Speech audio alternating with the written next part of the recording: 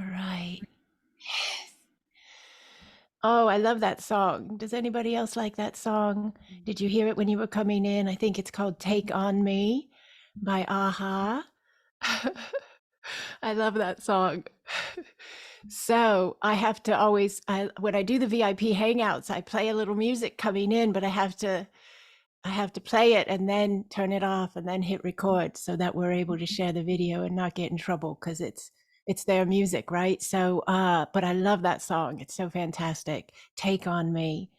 So, oh, hello, hello, our beautiful VIP hangout. I'm so grateful to be in this space with you all.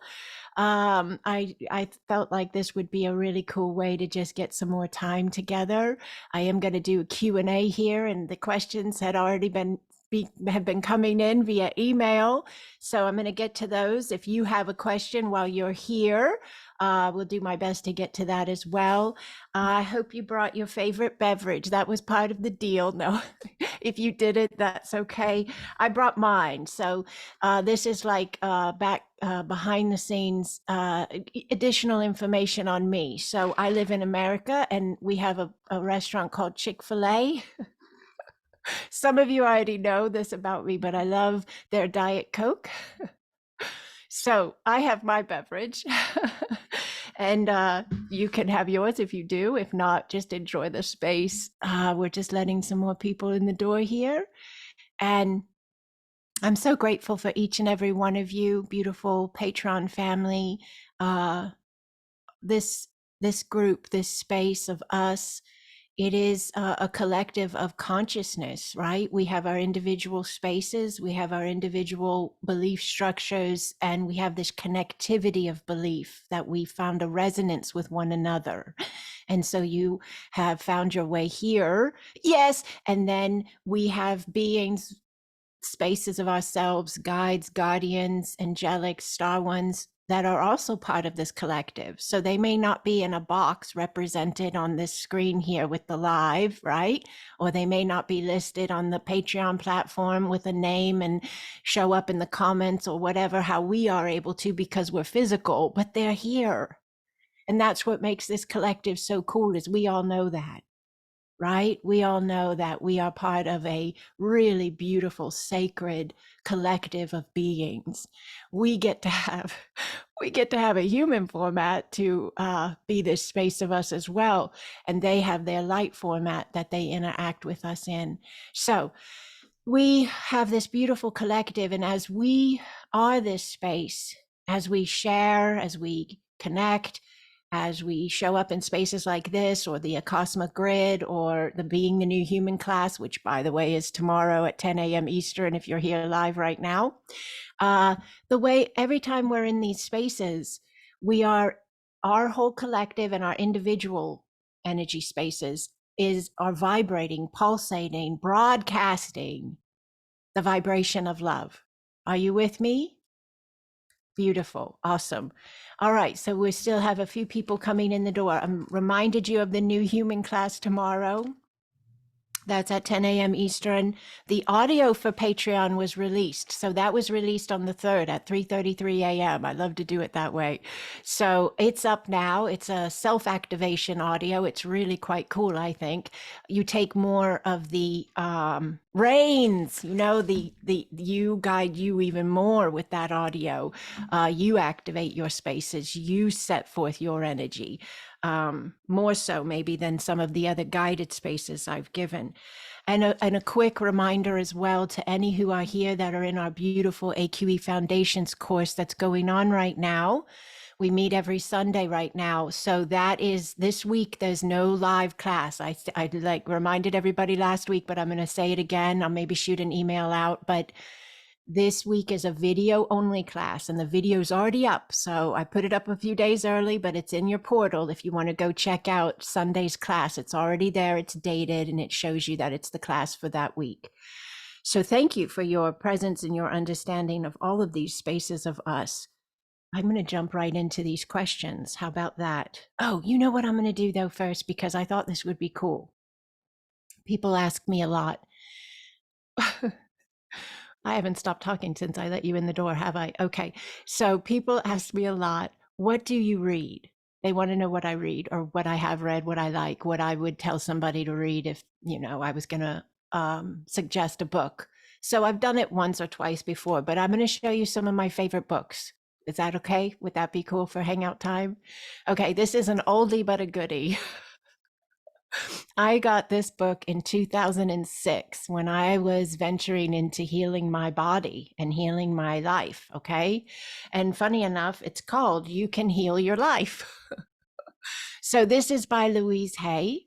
She's no longer in physical form, but she's always with us. And she's an incredible spiritual space of consciousness. And this book is so fantastic because it's all about how powerful our minds are and how they really are the programmer of all that we're experiencing, and how emotions connect into the flow of our energy. And if the emotion is off of the alignment of our divine flow, our heart, our space as whole and peaceful and feeling safe, the body will send us a notification. The body will notify us in some way, right? So in the middle of this book, this is what I love. I never read the whole book cover to cover. I'll be honest with you, I never did. But I read a lot of this book. And in the middle, it has this wonderful section that you can look up anything you might be experiencing in your body. So we'll just pick one right here. Aches in the body. All right. It says longing for love, longing to be held. And the new thought pattern it suggests is, I love and approve of myself. I am loving and I am lovable. So it's a very nice book. Do you see what it did there? Okay. So here, we'll take one more. Let's see. Ankles. Somebody has any issue in the ankles? Inflexibility and guilt. Ankles represent the ability to receive pleasure. Oh, that's interesting, isn't it? Now, how did she get this information? In my understanding, from years and years of working with people and helping them deal with emotions and mindsets. And so this is a really great book. And it's also very helpful if you're working in energy healing or even in therapy in general, helping people. It's a wonderful book. I'll move a little faster because I do have some questions that you guys want answered. But this book is really cool too. This is called The Ultimate Soul Journey. Now, it's not an easy to find one. That you're not going to go to Barnes and Nobles and Books A Million and these other big stores. I don't think you're going to find it there. I shouldn't say you won't, but I don't think you will. But it's by James Gilliland. He's with ESETI. Which is it's out in Washington State, maybe. Am I right? Somebody who knows where ESETI Ranch is. This is fantastic, though. He wrote, oh yes, he's got all his information on the back of his book. I could have just looked at that. He wrote several of these books, though. I have 4 of his books, but 3 were my favorites. I reread them. I underlined Reunion with Source. This is fantastic. Reunion with Source, again, by James. Becoming Gods, again, by him. So these were my 3 faves by him. I haven't read them in years, but back in the day, those were my faves. Many of you know this one, The Law of One. Yes, the raw material. So this was channeled material from, I think, like the 70s or 80s, but it's very, very good. And this is one of my faves as well. This book is very helpful, I think, even to more increments of wherever you're coming in at, where some of these are a little bit more meeting you in your higher consciousness only, in a sense. This is very, very life applicable. So Eckhart Tolle, some people say Tolle, but I think it's Tolle. And it's a new earth. This is fantastic. Okay. So if you haven't checked out any of these before, really, really good. Joe Dispenza, I love his work. This was one of the first books. It might be his first book. I don't know, but it was the first one I ever read by him, Breaking the Habit of Being Yourself. Really good book. If you're wanting to rewrite programs, right? You want to get rid of the old go-to cycles and you want to be more open to a new flow, right? A new way of life and a new life reflecting back to you, breaking the habit of being yourself. Wow, that's a really good one. This is my last one I'll share today. This is a new one. I have not read it fully yet, but everything I've read so far I do love. And this is by Billy Carson. So he's somebody I've already told you guys I follow on YouTube. He has a lot of really good material, but he wrote a book called The Emerald Tablets. So it's a compendium of the Emerald Tablets, a beginner's guide. Very interesting book. Billy Carson, very interesting book. So there are many other books I love. When I first began this journey in 2006, I started just looking for anything and everything I could get my hands on that seemed to resonate with me in healing. And so I read a lot. I read all the time. And then it just started. I really believe this is what happens. And it could just be my personal experience. It doesn't have to be yours.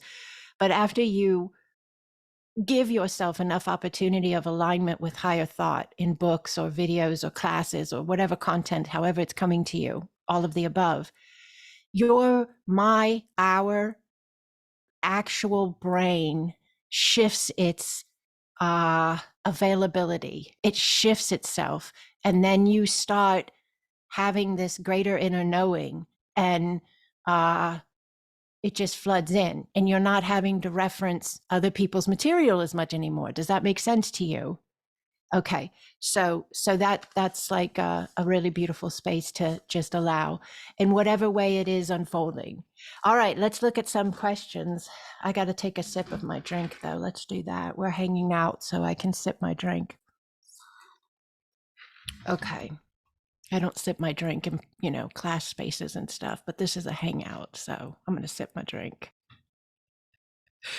All right, so here's the first question. And this email had a lot of questions in it, but these are interesting. I think a lot of people would relate.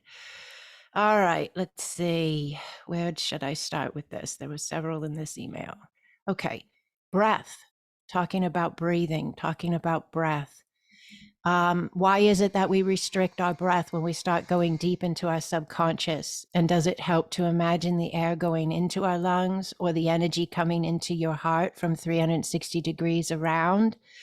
So we talk about breath a lot in Akasma. So anybody who's been, and in Being the New Human as well, Akasma Quantum Energy courses or Being the New Human classes, we talk about breath, and we actually even have a term, Akasma breath. Okay. And so we could do it together here, and that would be a really good way to lead into the answer to this question. So wherever you're at, if you're able to right now, just allow your breath, just breathe normal, whatever your pattern is, and allow yourself to imagine your heart. So just imagine, if you want to shut your physical eyes, you can. If you want to keep them open, you can. But you're going to just imagine your heart as an organ first. So you see the beating, pumping heart that assists your physical form in being alive. And then in that area, I envision it behind the organ itself, if you will, is a circle of energy. It's a flow of energy. So you imagine that flow of energy, and that's you, that's your heart center. Yes. And in my understanding, from my experience with my own body and being and those I work with, that heart center is a way in which more of us comes into our form. Meaning, as we expand the way we understand ourselves and the world around us, more of our consciousness, our energy, our light, yes, flows in through that energy center in our chest. I like to call it a heart portal. I like to call it the I am portal. Yes. It is your space before your now version or anything you've ever been before or will be after. It's the purity of you as consciousness. So when you take a Cosma breath, you imagine that center and that thought, that understanding of you as eternal, flooding in and flowing in right there. And you allow your breath, just allow the breath, nice and slow. Yes, nice and deep. And as the breath flows through your form, you're imagining that beautiful flow of you, the divine you that is being this now, just moving through that heart portal infusing that heart organ with light, with love, with peace, and then moving outward equally through your body, your form, your vessel, downward, upward, side to side, the whole body filling with, yes, the flow of you. So that's an Akasma breath. You can direct an Akasma breath to any part of the body that may be in need of healing by visualizing that breath we just did together. Do it. You can do it again. You can do it as many times as you like, but you can direct it also specifically, not only through the whole body, but to a specific space of need. So say your knee hurt, you would do the breath, see the vision, hold the directive intent, and move the breath through the pain or the knee, the injury, the ailment, whatever it is. Yes, yes. And let that, yes, energy of you that is your I am. It is the divine. It is sacred. Let it move through the space that is in need of that love. That's an Akasma breath. Now, one of the really big things about breath is you wouldn't think we forget to do it, but we do. In general, people end up holding their breath for seconds at a time and they don't even realize they're doing it. Yes. And many of you know me very well, and you know that I don't like get in my head about what I say and how I say it. And I just allow myself to be present and bring the information through. And from the very beginning, a very common sentence that I've said is allow your breath. Allow your breath. Why? Because people forget to allow their breath. They get tense and they don't even realize it may be several seconds, 20 seconds, whatever it is more, between a nice, deep, peaceful breath. Okay. So allowing your breath, yes, is also the same as allowing you. Yes. We think of breath as like, sometimes take a breath, like relax, like let go, chill out, whatever. But your breath moving through your form is also an acknowledgement of your divinity moving through your form, your sacredness moving through your form. When that breath is no longer in that form, your eternalness has moved on. Do you understand? Does that make sense to you? So breath in general, the understanding of breath is such a gift to just allow yourself to think about it in different ways, bigger ways, more open flow ways, more directive ways, more specific intent ways, like through healing, through moving through the body, through healing spaces of the body. But really allowing that I am connection, really allowing that I am understanding of yourself as you breathe. There's several audios on Patreon that I've done that they are, I think there may even be one on YouTube now, but I breathe very intently and intensely. I'll use both those words in the audio, and I speak in a whisper in my breath, I am. Are you guys familiar with what I'm talking about, those audios? So if you've never done that, try that sometimes. We could try it together right now. I should always say, just do it now. I can hear it in my head. Just do it now with them. So and you don't have to do it if you don't want to, but we're going to do it together. It's a very slow breath. It's a very intent, like you're fully connected with what you're doing, but just allow yourself to inhale really nice and slow and deep.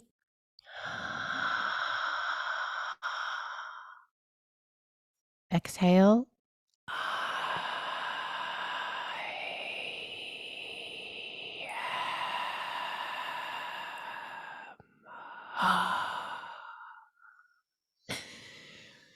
It's a really beautiful practice.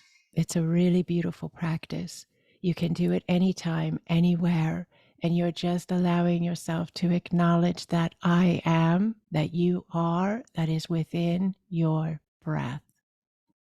One of those I am breaths, sitting in a parking lot before you go into work, or in your living room or wherever you're at. Powerful, powerful activation of remembrance, powerful grounding of yourself in your being as you are remembering yourself as the I am. So let's see. So when you asked the beautiful one who asked this question, you said, does it help to imagine the air going in your lungs? So do you see taking this into that level of imagination, of intentional running of that I am, that you are?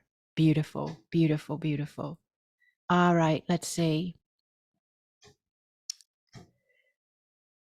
Yes, and you even mentioned in this, you said, I catch myself in that I will not be breathing.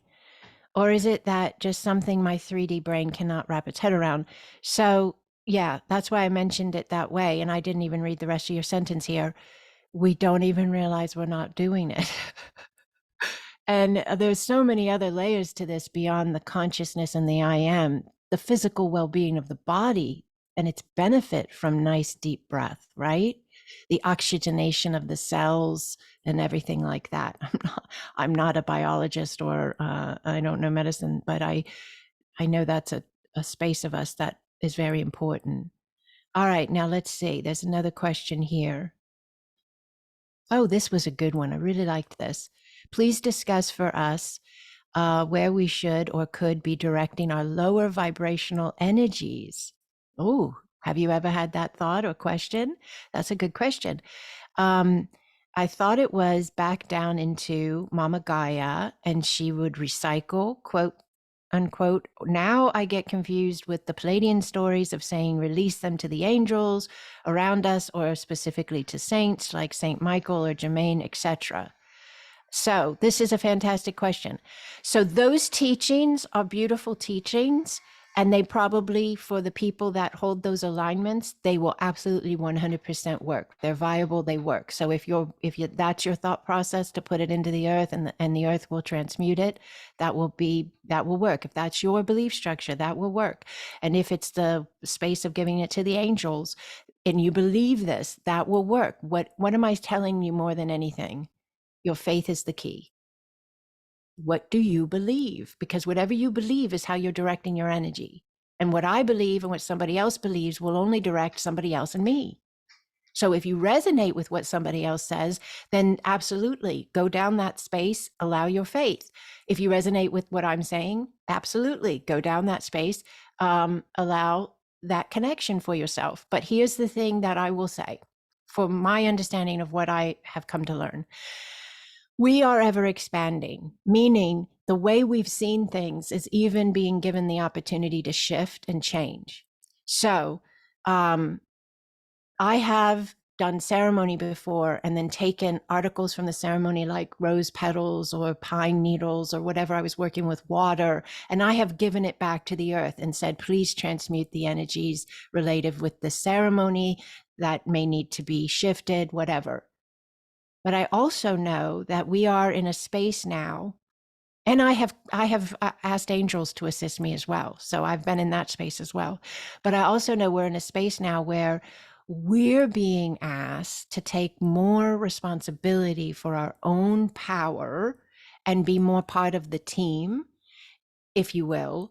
I don't really want to say instead of, because we still work with the earth assistance and we still work with the teams of light assisting, but being more actively involved in what we're doing to transmute the energies.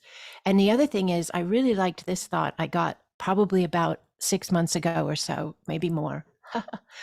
Time is funny right now.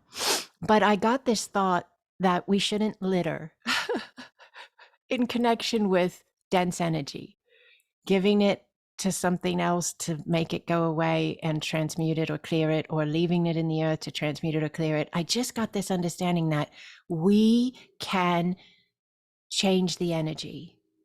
We don't need to leave anything anywhere in anyone's hands or in anything. Does that make sense to you? that we have the ability to change the energy. So why this is a really big step for humans is because it's connected to leaving spaces of fear that we were unworthy or inadequate of doing these things on our own. It's us stepping into an entirely new alignment of ourselves as capable, as the I am we just got done talking about, that's flooding into our form. Would the I am ask the earth to take it? Now, I'm not dissing that. I did it. I understand it. If you're doing it, God, that's all, that's great. It's okay. None of these are wrong. They're just increments of spaces of us. But with the I am, if it's flooding in our form and we are this space of it, right? Looking through our eyes, speaking through our mouth, acting through our hands. Yes, yes, yes. Then would we not be able to do what needed to be done with the energy? Yes.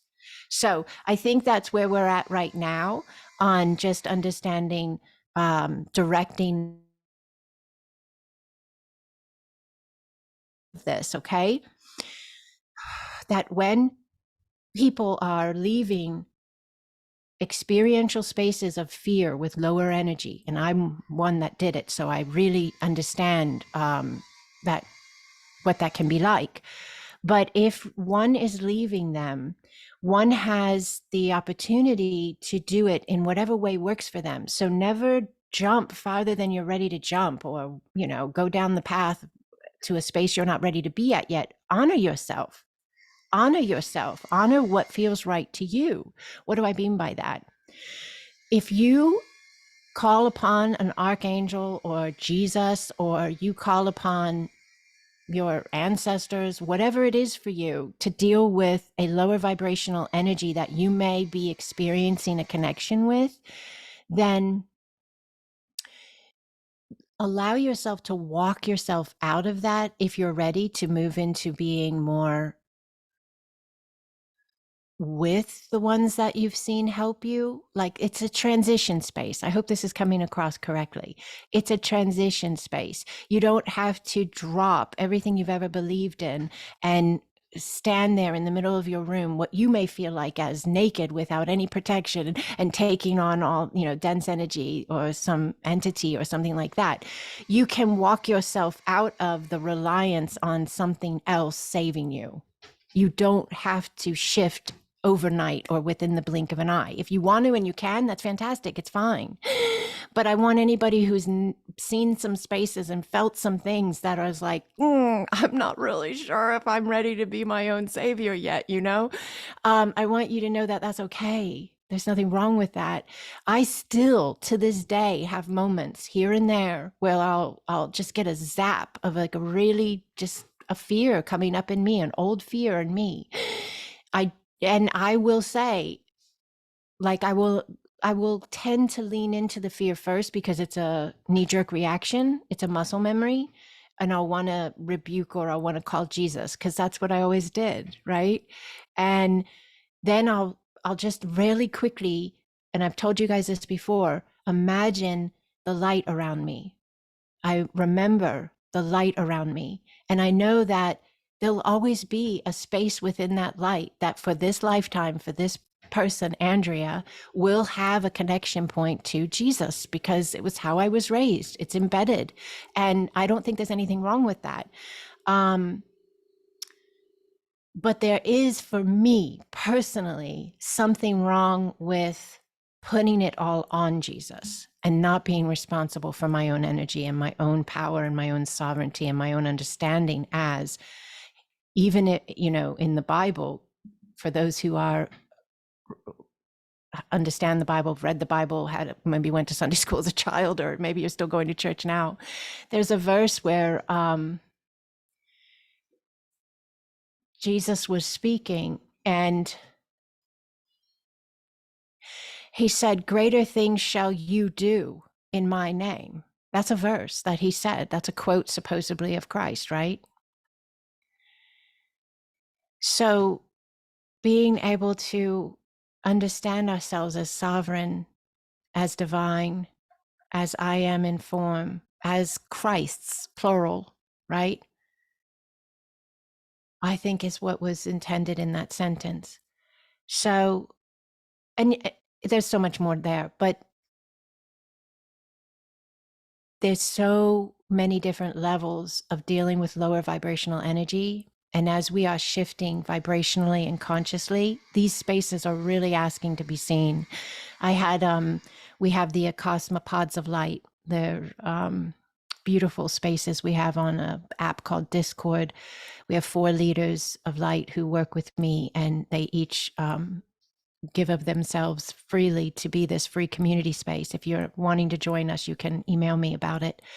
Many of you are already there, but in one of the pods just this week, somebody came in, beautiful being, and said something about, they had saw one of my YouTube videos recently about whatever energy you are in your being is what you're going to see reflecting in your life, and so if there's a lot of fear, you're going to have experiential spaces that align and make sense, like to be a reflection of fear for you, things to fear, right?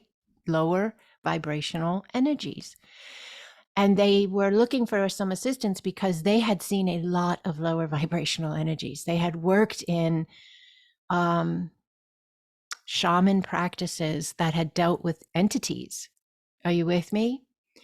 So they had seen and heard things that would maybe be a very different increment of lower vibrational energy than someone talking about lower vibrational energy as in your family member is hard-headed and annoying.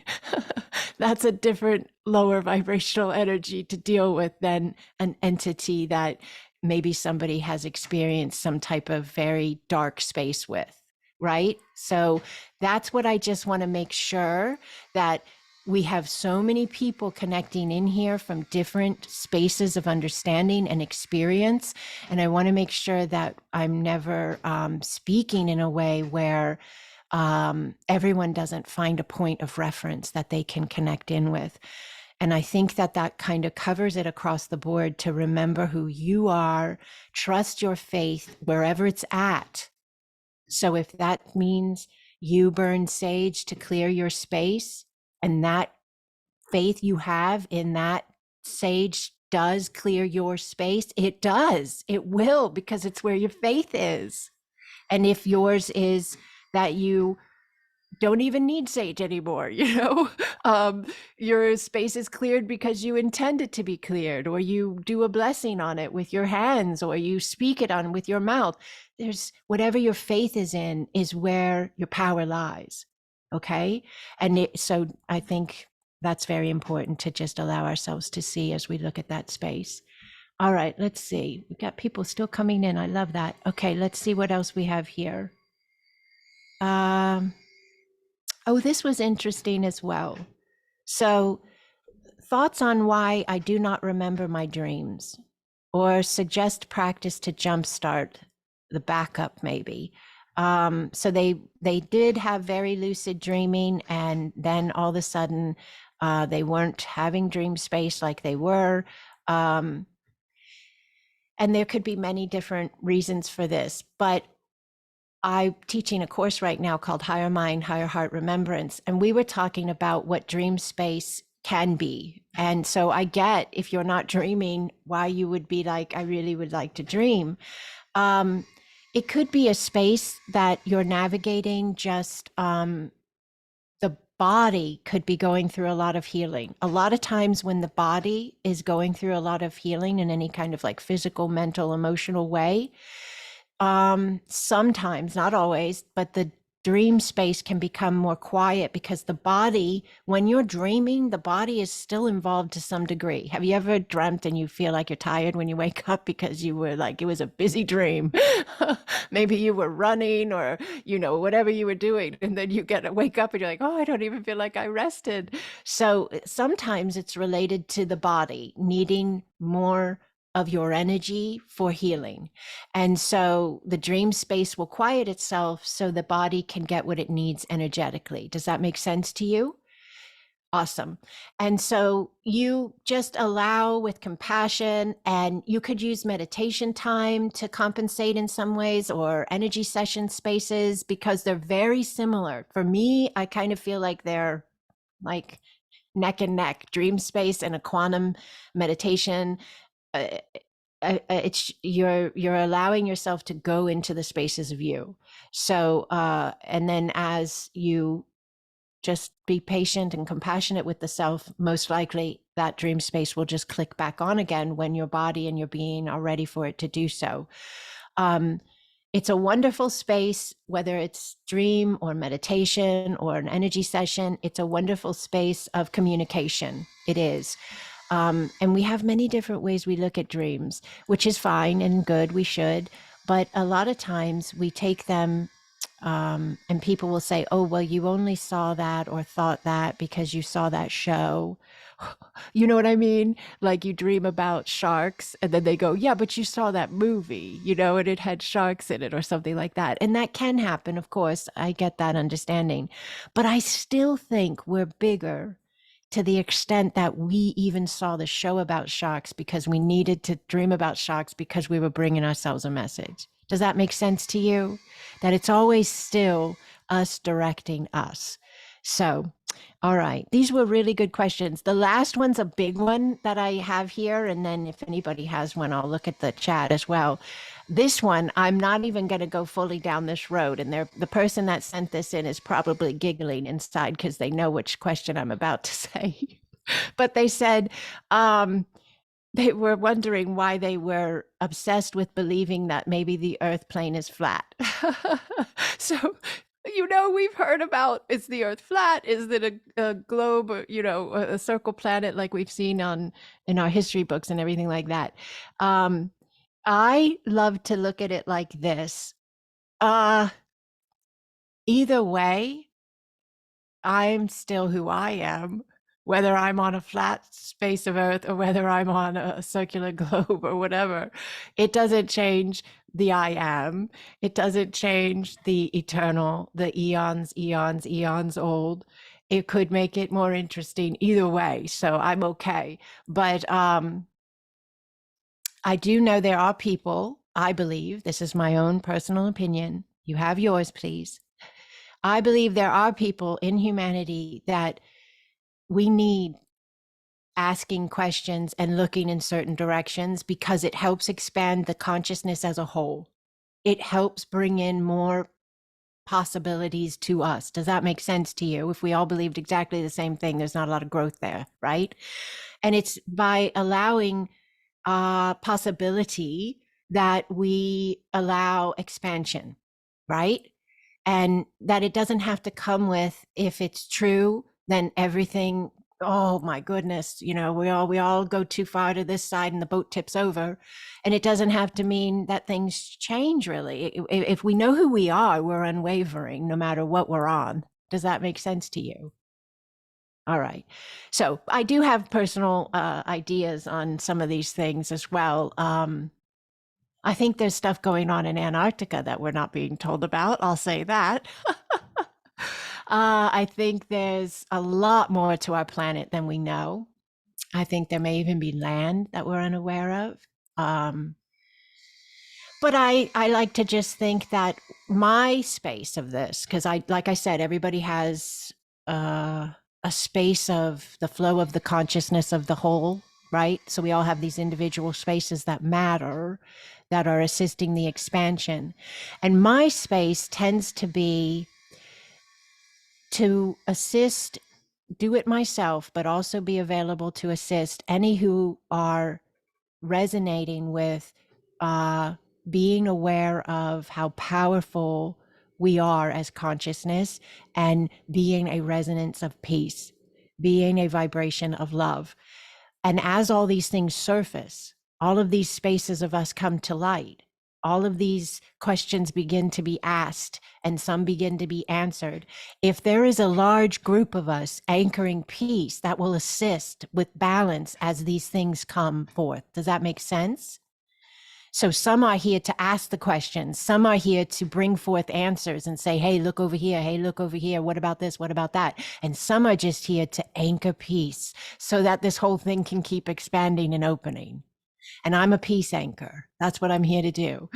I'm here to assist, because if we assist peace, if we assist the open-mindedness of us, these answers can come. Does that make sense? They're vibrations. We talk about this a lot. Everything is vibration. Everything, every thought is a vibration. Every word is a vibration. Every feeling is a vibration. So even the questions themselves hold a vibration. The answers hold a vibration. And as we, those who are in this collective of Akasma, of this space here with me, as we be this space of open-mindedness, of availability of the I am, yes, within the now, then the answers can be brought forth. The questions can be spoken and the answers can be heard, because we're bringing in this space of vibration. Does that make sense? So, and if you feel drawn to certain spaces, follow your heart, allow yourself. I always just say, you know, my go-to line though, as you seek out spaces you resonate with, and the word was obsessed, good for you. Remember you're more, right? So as you let yourself seek the answers, absolutely go look for them. And just remind yourself as you're looking, who's looking? The individual you are in this now, plus your I am. Your individual now is the vessel of your I am, the I am. Yes? So, all right. Those were great questions, right? Did you guys like those questions? Were those good topics? Awesome. So thank you for sending them in. We're I'm very, very grateful. We're very grateful. Let me check this chat here. All right, let's see. So Kirsten had written in, for her, the idea of denser frequencies needing to be transmuted is connected to the idea that these frequencies are static or wrong. This is a belief system rooted in separation. Denser frequencies transform as we quicken our flow. It is a natural process of movement. It's more about alignment than transmutation. I agree with you. That is really beautiful. And I also understand that when we have, this is a really good, thank you for sparking this. This is a really good understanding that we're being offered. When we have a dense space ourselves, whether it's, I don't want to say it like this, but just go with me, whether it's as simplistic as an argument, okay, so like a small dense space, you have an argument with somebody, or whether it's a traumatic experience, life-changing, very hard, very dark trauma experience. Okay, those are two different levels of vibration, but they both are producing a denser flow. Are you with me? Everybody understands that? Okay. In those spaces themselves, those experiential spaces actually produce energy. And if the energy is produced long enough, it can create, in some ways, to some extent, you could understand it as a space of dense energetic consciousness, in a sense, okay? Because it's been given enough conscious focus by consciousness itself, whoever's in the spaces, yes, at that vibrational alignment. So it is produced. So then the only way that it gets to no longer be that alignment is when it is given the opportunity to become something else.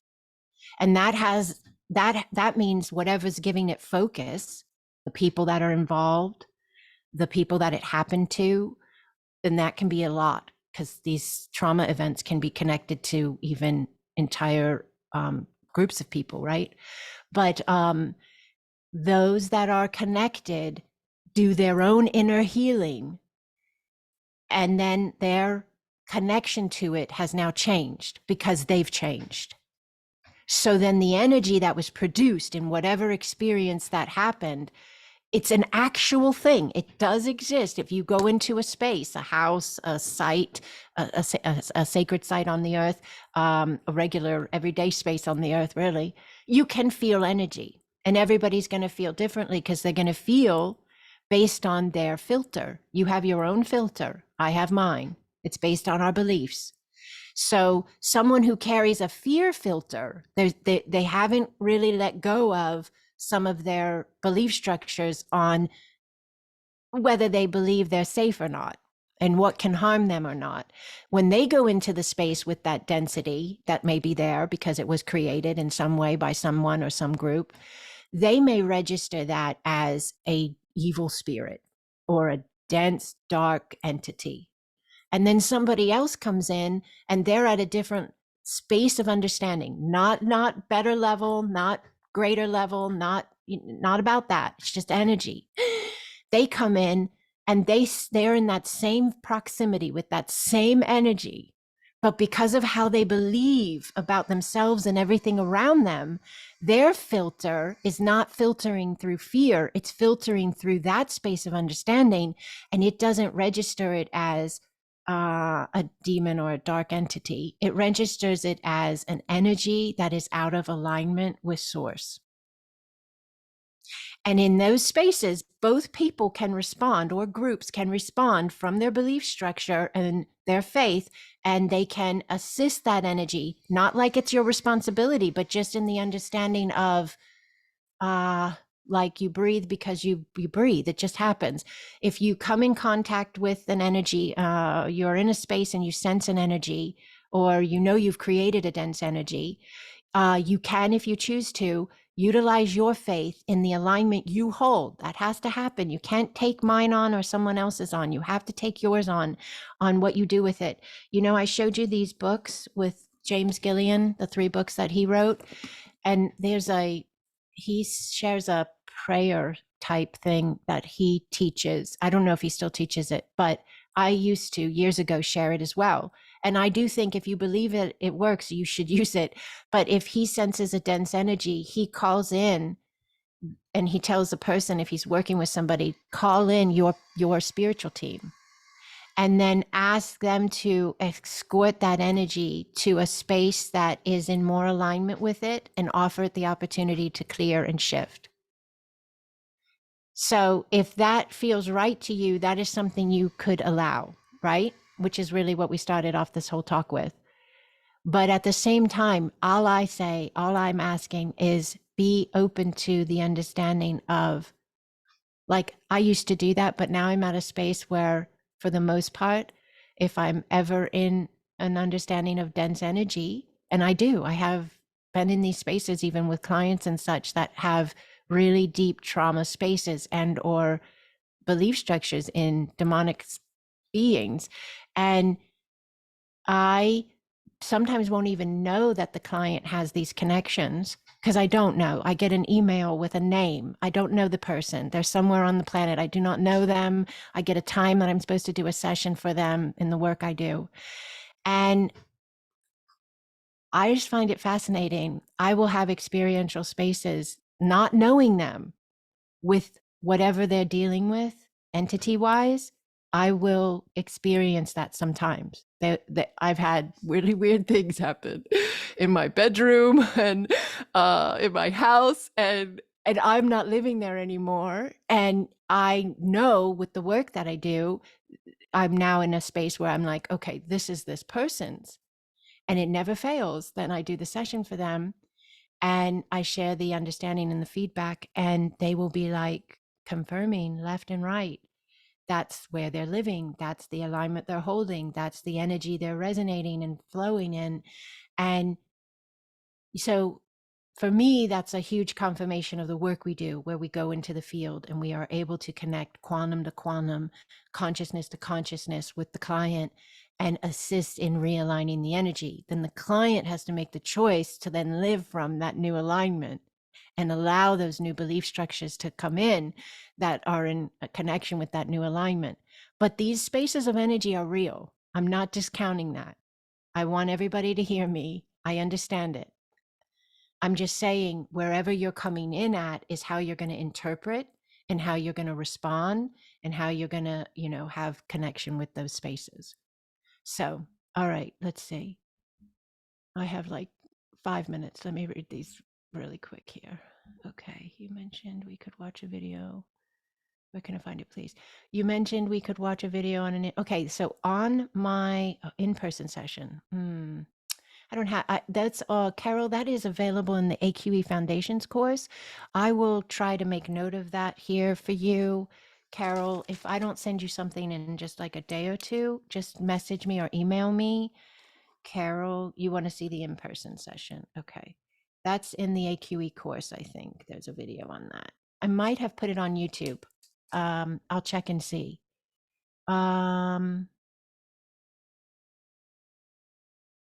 Okay, Julie, could you explain light language, how it is different than babbling?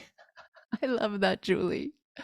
I have babbled nonsense to myself for years. We'll take in a class, make this babble mean something. So here's the thing, it's all energy. Everything's energy, like we were just saying. And light language is the language of the universe that is beyond specific meaning. So that whoever's hearing it, whoever's speaking it, it doesn't have to be boxed. It cannot be boxed because it's beyond any of the boxes we could make. Now, I could say a phrase, Iana kea kanoto awe, Iana sawa, Iana sawa. Now, you all will hear that and you will pick something up different according to where your consciousness is connecting in at with those words. But you will pick up what is in alignment with that, with you. All right. Even though sometimes we can think it's babbling, if you can just allow and trust yourself, you'll just open the door up to that flow, feeling more as if it's a part of you. And it's just really about allowing and leaning in. I do have a course on it where I take people through every way in which light language is coming through humans, voice, hands, art, song, all of it. I've gotten great feedback on it. So if you might want to check that out on my website, sacredexpansion.com, there is a sound healing light language course. It's a video course, so you can do it at your own pace and your own schedule. And it's very good. I think it's a good course. It offers a lot. But, just trusting yourself and allowing. There are key phrases I teach. I let everybody have them because it's not something that I want to keep from people. When I did the LA Expo, I did a lecture and I shared them with people. So some of you already know these phrases and you've heard me say them before, but they are what I call like jumpstart phrases. So if you're babbling, or if you want to babble and you want your babble to be the universe's conversation flowing through your being, these are really easy. Just try this out, okay?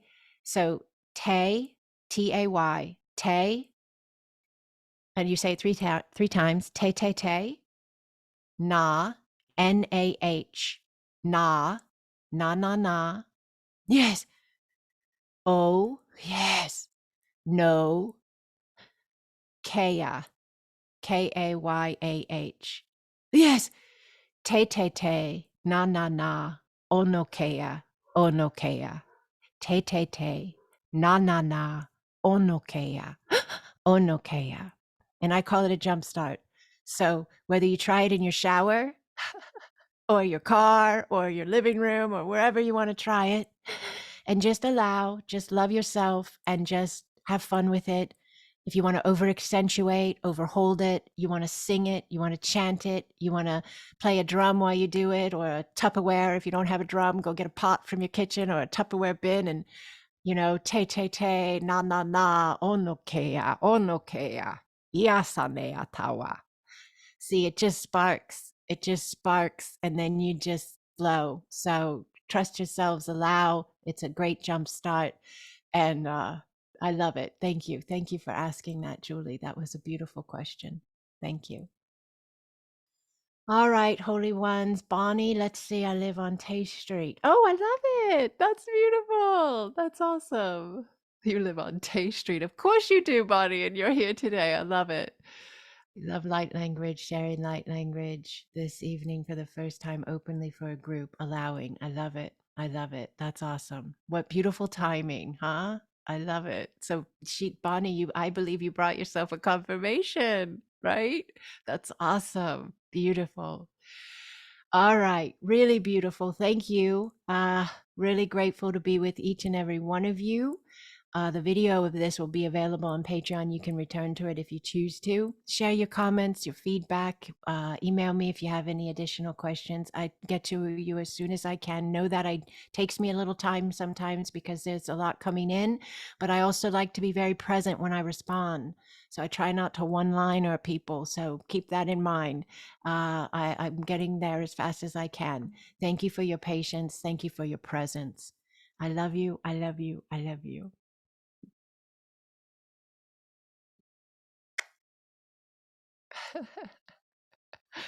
All right, guys. Blessings on your now. Blessings on your now.